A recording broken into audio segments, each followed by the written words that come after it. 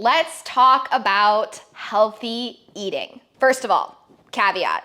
I'm not gonna tell you what healthy eating is in this video. I'm not gonna tell you what counts as healthy or what's healthy for you or what diet you should follow or any of that. You get to establish your own definition of healthy eating. What I'm gonna do is take the behavior change perspective and help you actually implement the healthy changes that you wanna make with 3 tips for healthy eating. By the way, hi, my name is Dr. Karin Nordin, and I am a PhD level expert in behavior change and mindset. Tons of the behavior change literature out there is around healthy eating. How do we get the general population to eat more fruits and vegetables, drink more water, engage in these basic healthy behaviors? And what the research says, hopefully, is gonna make you feel good, because the research says it's freaking hard. I know out there on social media, people make it seem like healthy eating is effortless and it's always gonna be easy. But the truth is, if the way you want to eat and the way you currently eat are different, that is a difficult switch to make. And there are a whole host of other reasons why healthy eating, especially in our society, can be really hard. But in this video, like I said, we're gonna do 3 tips to make healthy eating easier. So let's dive in. Number 1, I want you to practice increasing friction. For each of these points, I'm gonna tell you a little story about me and how I'm using this exact tactic. I am trying to eat healthier. And by that, I mean I'm trying to order less food on Uber Eats. That's my go-to. It's something that I do more frequently than I would like. And sometimes it ends up with me making choices that are less healthy for me. One of the ways that I plan to increase friction is I plan to delete the Uber Eats app off of my phone. Sure, can I re-download it again if I really wanted to order something, or if I was traveling and I really needed to order something? Yes, but the simple act of having to download the app, get my credit card out, put the credit card numbers in, and then order the food increases friction. It increases the difficulty of engaging in my current style of eating. So I want you to think about, what are the behaviors that you're doing now that you want to increase friction around? For example, let's say that you want to start your day with water instead of coffee. Maybe that looks like putting your water in front of your coffee machine so that you actually would have to remove the cup before putting a coffee cup there. Research shows that even tiny changes like this is actually called behavioral design.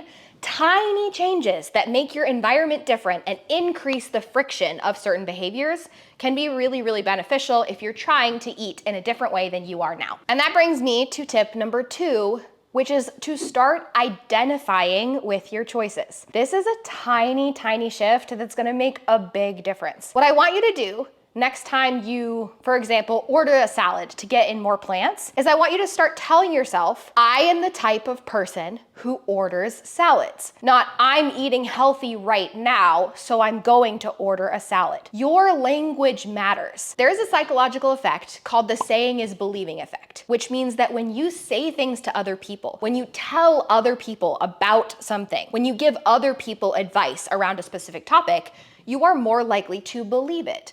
So if you say to your friends, I'm really into salads right now, or I've become a person who really loves salads, rather than saying, yeah, I'm gonna eat this salad because I'm trying to eat healthy, that is gonna make a huge difference. Identity shifts are more stable and are likely to be more consistent in the future than simply choosing a behavioral shift. So start thinking about the way your future self eats and start identifying and embodying those choices on a regular basis. And the third thing is to start with what is desirable and relatively easy. I had a client once who wanted to eat more fruits and vegetables. And so the first week she went out and she got a huge veggie tray and she brought it home. And she was like, you know what, Karin?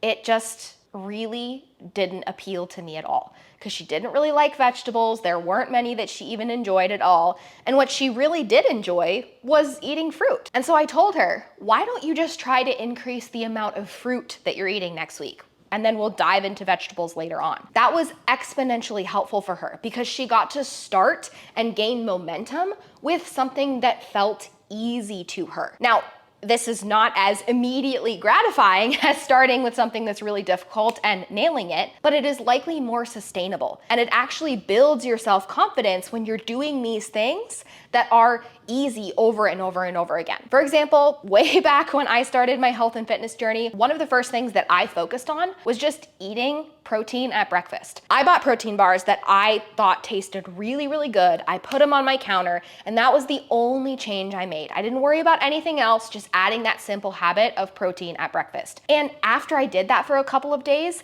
I felt like I was eating healthier. It was easier to do that second step, to identify myself as a healthy eater, and that translated into changes that sort of cascaded across my life. Now, don't get me wrong, your habits don't have to be tiny in order for you to be capable of doing them. I cover that in another video I did on tiny habits. However, starting with smaller changes can be really helpful, and it can give you the momentum you need to actually continue the habit long term. In the comments, I want you to tell me one change you're hoping to make to the way you eat right now, and I want you to write it as if it's an identification.